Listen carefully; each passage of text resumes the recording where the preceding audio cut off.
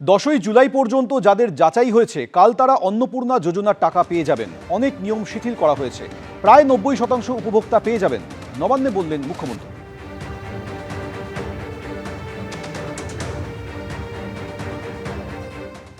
10ই জুলাই পর্যন্ত ভেরিফিকেশন যাদের হয়েছে তাদের কালকে টাকা ট্রান্সফার হয়ে যাবে।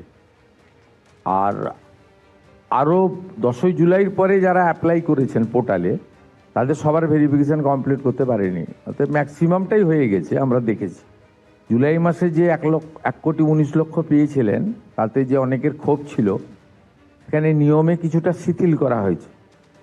যেমন ওই 50 শতক যে জমির বিষয়টা ছিল, সেটা আগে পৌরসভা গ্রাম সব জায়গায় ছিল, এখন গ্রাম পৌরসভা সবটাই শিথিল করে দেওয়া হয়। কর্পোরেশন এলাকা 7টিকেই বাদ দিয়ে বাকিদেরকে আপনার শিথিল করে দেওয়া হয়।